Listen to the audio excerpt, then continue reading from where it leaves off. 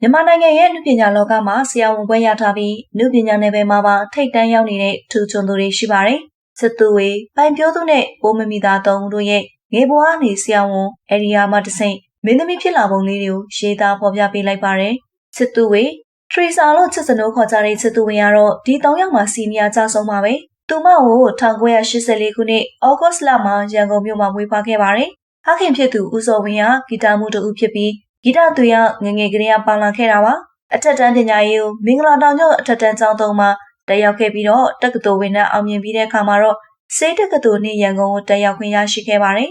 စေကျောင်းတက်နေစဉ်ကာလတွေမှာလည်းပညာရေးကိုတစ်ဖက်ကစူးစမ်းရင်းလူပညာဝါသနာကိုမကျွမ်းလို့ခဲ့ပါဘူးစေကျောင်းဆယ်မိဆရာဝန်ဘွဲ့ MBBS ရရှိခဲ့ပေမယ့်သူမရဲ့နှလုံးသားအနုပညာဘက်ကိုပဲပိုမိုတိမ်ညွှန်ခဲ့ပါတယ်အစပိုင်းမှာအမဖြစ်သူဆိုတော့ချစ်သူဝင်တဲ့သူဒိုးပပင်နဲ့ဒိုးမေမေတချင်းခွေလေးတွေထွက်ရင်းနဲ့ပရိသတ်တွေတတိထားမိလာပါတယ်။နောက်ပိုင်းမှာတော့တကူတော်အခွေရင်းပြင်းရုပ်ရှင်နဲ့ဗီဒီယိုဇာတ်ကားပေါင်းများစွာမှာပါဝင်သရုပ်ဆောင်ခဲ့ပါတယ်။ထို့သဖြင့်သူမရဲ့ချစ်စရာကောင်းတဲ့အမူအရာနဲ့ဘာဝကြကြသရုပ်ဆောင်မှုတွေကြောင့်ပရိသတ်ချစ်တော်ဖြစ်လာခဲ့ပါတယ်။အိမ်နောက်ဘက်ကတော့နာမည်ကြီးဆိုတော့လင်းလင်းဖြစ်ပြီးလူပညာမိသားစုဖြစ်ရပ်တည်နေပါတယ်။ဒါအပြင်ကျန်းမာရေးဆိုင်ရာအသိပညာပေးလုပ်ငန်းတွေမှာလည်းဆရာဝန်တယောက်အနေနဲ့တက်ကြွစွာပါဝင်ကူညီလေးရှိပါတယ်။ပိုင်ဖြိုးသူတရုတ်ဆောင်ပိုင်နိုင်လုံးလို့ကယ်ဒမီဆုတွေပါရရှိထားတဲ့ပိုင်ဖြိုးသူကတော့ငယ်ငယ်ကလေးကအမှုပညာပိုးပါသူလေးပါ1990ခုနှစ်ဖွာပိုင်ဖြိုးသူကဆရာဝန်မိသားစုကနေဆင်းသက်လာသူပါသူမရဲ့မိခင်ဒေါက်တာຫນွေဦးကိုတိုင်ကဆရာဝန်တူလည်းဖြစ်တာကြောင့်သမီးဖြစ်သူလည်းပညာတတ်ကြီးဖြစ်စေချင်ခဲ့ပါတယ်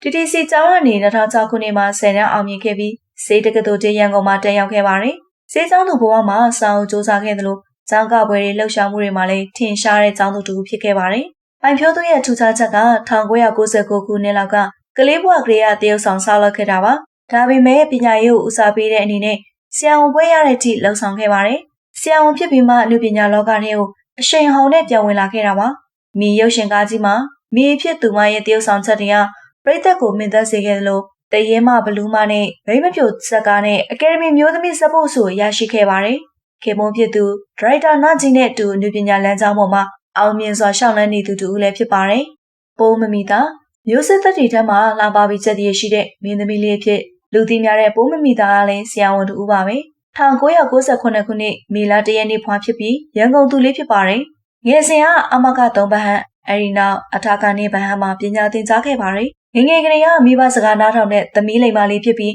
စာကြိုးစားခဲ့တာကြောင့်ဂုဏ်တူ9ဘာသာနဲ့10တန်းအောင်မြင်ခဲ့ပါတယ်။အဲဒီနောက်စေတက္ကသိုလ်တရန်ကုန်ကိုတက်ရောက်ခဲ့ပြီးစေကျောင်းခွင့်ဖြစ်ပါရွေးချယ်ခံခဲ့ရတဲ့အလှပကလေးလေးပါ